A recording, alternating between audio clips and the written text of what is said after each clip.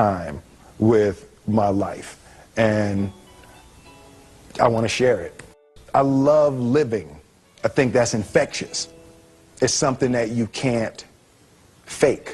Greatness is not this wonderful, esoteric, elusive, God-like feature that only the special among us will ever taste. You know, it's something that truly exists in all of us. It's very simple. This is what I believe, and I'm willing to die for it. Yeah. Period. It's that simple. I know who I am, and I know what I believe. I know who I am, I know what I believe. That's all I need to know. And that's all I need to know. So from there, you do what you need to do. Yeah. You know, and I think what happens is we make the situation more complex than it has to be. Because we're looking for complexity. There's got to be something complex to understand. It can't be that easy. You know? We didn't grow up with the sense that where we were was where we were going to be. You know, we grew up with the sense that where we were almost didn't matter because we were becoming right. Something greater.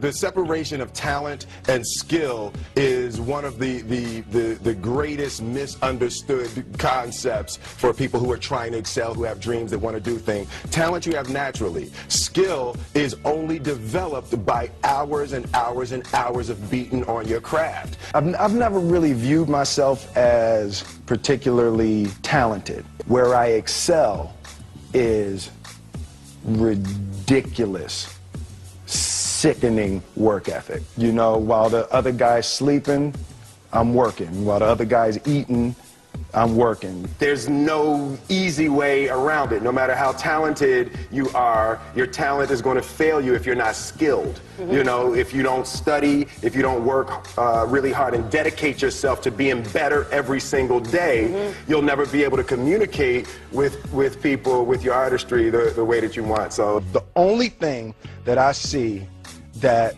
is distinctly different about me is I'm not afraid to die on a treadmill.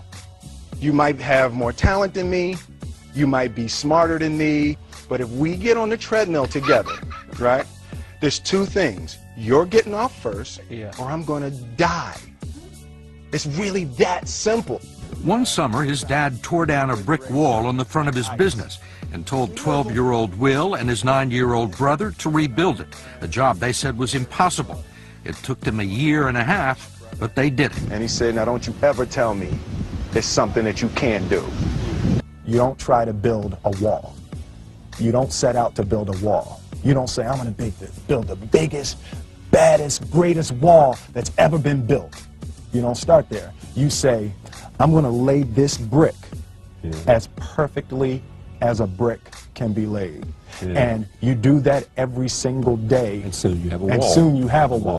You know, it's an idea that my grandmother always had, that if you're going to be here, then there's a necessity to make a difference. She always instilled the responsibility, the spiritual responsibility that you have to make every group you come in contact with better. I want to do good. Yeah. I want the world to be better because I was here. I want my life, I want my work, my family, I want it to mean something. And it's like, if you are not making someone else's life better, then you're wasting your time. You know, like your life will become better by making other lives better. I want to represent an idea. I want to represent possibilities. I want to represent the idea that you really can make what you want. One of my favorite books is The Alchemist, Paulo Coelho, and I just believe that. I believe that I can create whatever I want to create. The first step before anybody else in the world believes it is you have to believe it. There's no reason to have a plan B because it distracts from plan A. I think that there's a certain delusional quality that all successful people have to have. You have to believe that something different than what has happened for the last 50 million years of history, you have to believe that something different can happen. Confucius said, he who says he can and he who says he can't are both usually right. Being realistic is the most commonly traveled road to mediocrity. Why would you be realistic? What's the point of being realistic? Just put up a barrier. Yeah, I'm going to do it. It's done. It's already done. The second I decide it's done, it's already done. Now we just got to wait for y'all to see. It's unrealistic to walk in a room and flip a switch and lights come on. That's unrealistic. Fortunately, Edison didn't think so. It's unrealistic to think you're going to bend a piece of metal and fly people over an ocean in that metal. That's unrealistic. But fortunately, the Wright brothers and others didn't believe that. And it just seems like such a ridiculous idea to me to embrace the idea that it's not going to happen and that's not real for that to happen. As soon as you say it, now you just made that real. Our thoughts, our feelings, our dreams, our ideas are physical in the universe. That if we dream something, if we picture something, if we commit ourselves to it, that is a physical thrust towards realization that we can put into the universe. That the universe is not a thing that's going to push us around. That the world and people and situations are not something that are going to push us around. That we are going to bend the universe and command and demand that the universe become what we want it to be. I study the patterns of the universe. There's a redemptive power that making a choice has, you know, rather than feeling like you're at effect to all the things that are happening. Make a choice. Like, you just decide what it's going to be, who you're going to be, how you're going to do it. Just decide. And then from that point, the universe is going to get out your way. It's like it's water. It wants to move and go around stuff. You know. There's a flow of the universe that I've grown to know just how to go with.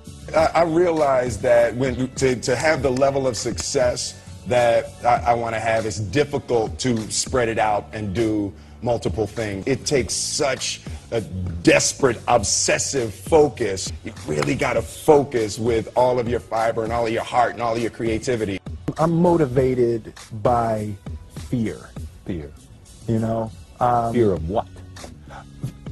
Fear of fear. I hate being scared to do something. And I think what developed in my early days was the attitude that I started attacking things that I was scared of. It was Franklin Roosevelt said the only fear you have to fear is fear itself. Absolutely. Remember that? Absolutely. You can't be scared to die for the truth. The truth is the only thing that's ever going to be constant. Don't ever let somebody tell you you can't do something. Not even me. All right? You got a dream, you got to protect it. People can't do something themselves. They want to tell you you can't do it.